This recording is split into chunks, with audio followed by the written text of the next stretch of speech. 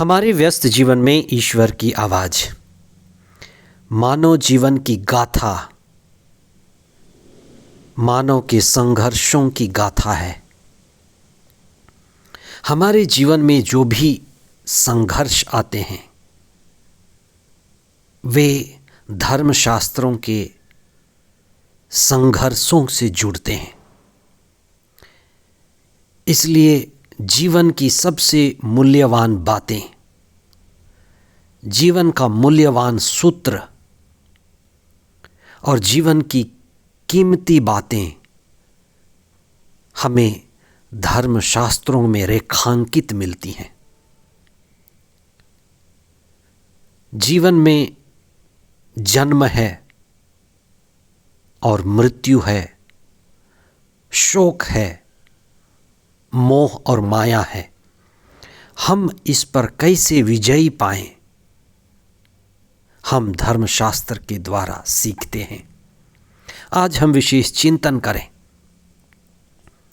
दूसरा सामान्य सप्ताह 24 जनवरी 2026 शनिवार। पहला पाठ सामुएल का दूसरा ग्रंथ अध्याय 1 पद संख्याएं 1 से 4, 11 और 12, 19 तथा 23 से 27 तक, और संत मार्कुस का सुसमाचार अध्याय 3 पद संख्याएं 20 से 21 तक।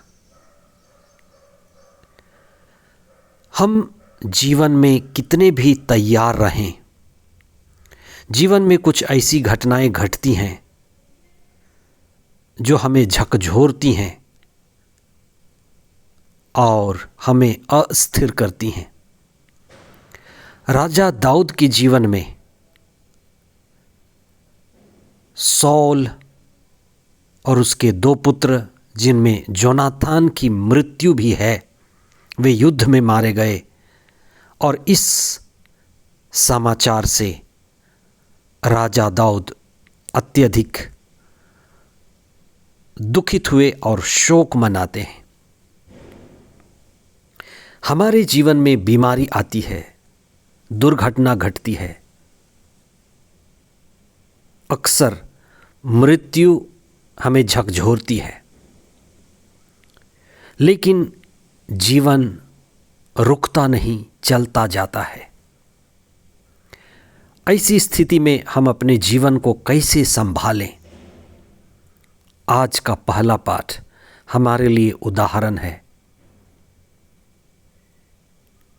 राजा दाऊद जो जोनातान से बड़े प्रेम करते थे और राजा सौल के लिए भी उनके जीवन में श्रद्धा थी, इसीलिए वे अपने इन प्रियजनों के मृत्यु से शोक मनाते हैं। प्रभु ईसा 8 आशीर्वचन में कहते हैं, धन्य हैं वे जो शोक मनाते हैं। जीवन में शोक का क्या मतलब है? जब बच्चे बड़े होते हैं तो दादा दादी अत्यंत बूढ़े हो जाते और माता पिता भी बुजुर्ग होने लगते हैं। जीवन में कई दुखद घटनाएं, दुर्घटनाएं घटती हैं और एक समय हमें मालूम चलने लगता है कि हमारा ये खून का रिश्ता, माता पिता, भाई बहन, ये रिश्ते सीमित हैं और कुछ समय के बाद ये सीमित रिश्ते खत्म होने लगते हैं। दादा दादी, माता पिता और बहुत निकट रहने वाले एक एक करके दुर्घटना, मृत्यु और कई सारी चीज़ें हमें उनसे अलग करती हैं।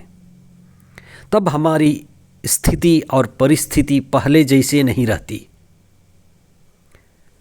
प्रियजनों की मृत्यु और उनके लिए जो हमारा शोक होता है वह हमारे जीवन को हिलाता है। और हर समुदाय में अपने ढंग से शोक मनाने की अनुमति भी है। कुछ लोग 7 दिन शोक मनाते हैं, 7वीं कहते हैं, कुछ 10 दिन 10वीं कहते हैं, कुछ 13 दिन 13वीं कहते हैं, कुछ 1 महीना के लिए मंथ्स माइंड कहते हैं। हमारे अंदर के दुखद भावना को प्रकट करना, एक साथ मिलकर, एक साथ बैठकर, रोकर, विलाप कर हम शोक मनाते हैं और इसी दौरान हम प्रार्थना करते हैं और ईश्वर की मर्जी को समझते हैं। और जब हम शोक मनाते हैं तो हमें ये पता चलता है कि हम जो चाहते हैं वह नहीं होता, लेकिन ईश्वर जो चाहता है वह होता है।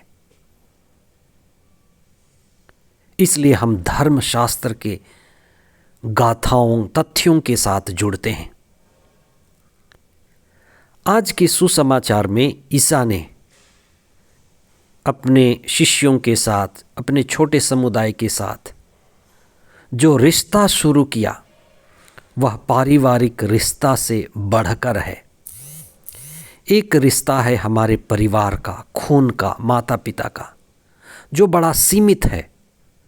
प्रभु ईसा ने उसे बहुत पहले तोड़ दिया था। जब वह 12 साल का था, संत लूकस का सुसमाचार अध्याय 2 पद संख्या 48 में वे अपने माता पिता से कहते हैं कि आपको क्या मालूम नहीं था कि मैं अपने पिता के घर में होऊंगा, और वे मंदिर में थे। उन्होंने सारे विश्व को अपना परिवार बना लिया था। इसलिए अपने छोटे परिवार में, सीमित परिवार में माता पिता की, दादा दादी की, भाई बहनों की मृत्यु होती है, होती थी और होती रहेगी। हम शोक मनाएं, लेकिन जीवन में आगे बढ़ते जाएं। अपने सीमित परिवार से ऊपर उठें और सारे विश्व को अपना परिवार बनाएं। प्रभु ईसा इसलिए आए कि वे हमें बता सकें कि सारा संसार ईश्वर का परिवार है।